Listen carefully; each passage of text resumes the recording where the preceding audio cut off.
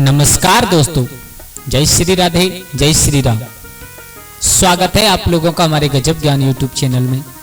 दोस्तों, आज मैं आप लोगों को एक ऐसी ज्ञानवर्धक, ऐसी मोटिवेशनल कहानी सुनाने के लिए जा रहा हूं, जिसे सुनने के बाद हम लोगों के जीवन में बहुत कुछ असर पड़ने वाला है। तो दोस्तों, आप सबसे मेरा एक निवेदन है, कृपया वीडियो को पूरा देखें, क्योंकि अगर आप वीडियो को पूरा नहीं देखोगे तो कोई बात समझ में नहीं आएगी और आधा अधूरा ज्ञान हमेशा खतरनाक साबित हुआ करता है। तो आ जाओ, कहानी प्रारंभ करते हैं। ये कहानी है एक मेंढक और एक चूहा की, जिस कहानी में हम और आप लोग सुनेंगे कि जो दूसरों को हानि पहुंचाने का प्रयास करते हैं वे स्वयं भी अपने ही कार्यों से हानि उठाते हैं। यानी हम लोग दूसरों को अगर हानि पहुंचाएं तो उसी कृत्य में फंसकर हम लोगों को भी हमेशा दुख उठाना पड़ता है। तो हमारे संसार में किसी विद्वान ने कितनी सुंदर बात कही है कि जियो और जीने दो। कभी भी हमें यह नहीं करना चाहिए कि हमारे हाथों से किसी को दुख हो, किसी को हानि हो। तो दोस्तों, अगर आप हमारे चैनल पर गजब ज्ञान यूट्यूब चैनल पर नए दर्शक मेहमान बंधु बनकर के आए हैं तो प्लीज हमारे चैनल को सब्सक्राइब करें और हो सके तो परिवार और दोस्तों के साथ में शेयर जरूर करें। आ जाओ, आप लोगों का ज्यादा समय बर्बाद ना करते हुए गौर करते हैं एक कहानी की तरफ। किसी जंगल में एक बहुत सुंदर सरोवर बना हुआ था। उस सरोवर में एक मेंढक रहा करता था, लेकिन वो मेंढक था थोड़ा दुष्ट प्रवृत्ति का। एक दिन घूमते घूमते कहीं से चूहा आ गया।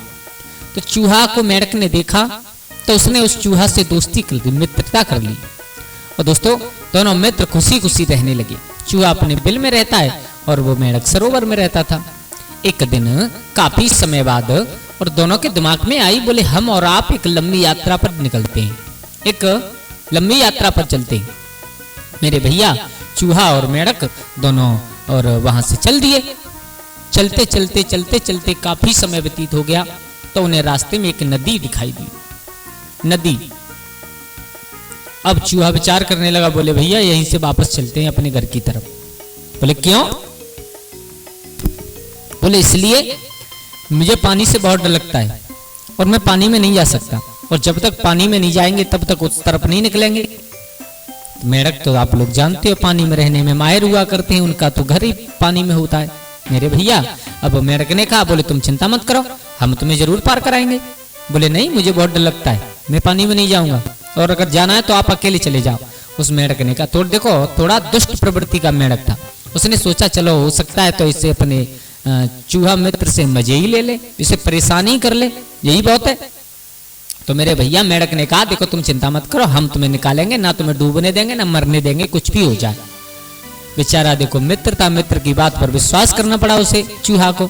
अब उसने क्या किया, अपने पिछले पैरों में चूहा के पिछले पैर बांध लिए और आगे वाले पैरों में चूहा के अगले पैर बांध करके अपनी पीठ पर बैठा लिया। अब मेरे भैया मेंढक उस चूहा को अपनी पीठ पर बांधकर पैरों से पैर बांध करके और उस नदी में कूद पड़ा। धीरे धीरे ऊपर तैरता रहा। तब तक तो कोई बात नहीं, अब एकदम दिमाग में विचार आया, बोले इसे परेशानी कर लें थोड़ा सा। तो चूहा पीठ पर बैठा है, वो मेंढक नीचे के लिए जाने लगा। चूहा कोशिश कर रहा है ऊपर आने की, लेकिन वो मेंढक नीचे जा रहा है। दोनों में उथल पुथल में वो पानी में हलचल इतनी भयंकर हुई।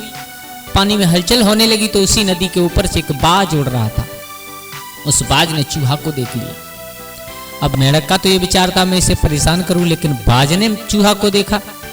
भैया आप लोग जानते हो, अगर बाज को चूहा दिख जाए तो फिर कहां रुकने वाला है। अब जैसे ही चूहा देखा तो उसने ऊपर से और नीचे आते हुए उस चूहा को पकड़ लिया। पकड़ करके लेकर के दोबारा आकाश में चला गया। बाज आकाश में चला तो चूहा के पैर से मेंढक के पैर बंधे हुए थे। अब मेरे भैया जब चूहा लटका तो मेंढक भी लटक गया। अब एक के चक्कर में दोनों गए। बाज विचार कर रहा है, बोले पकड़ा एक को लेकिन दो आ रहे हैं, चलो और अच्छी बात है। अगर वो मेंढक उस चूहा को परेशान नहीं करता, उस पानी में ज्यादा उछल कूद नहीं कराता तो शायद बाज की नजर नहीं पड़ती।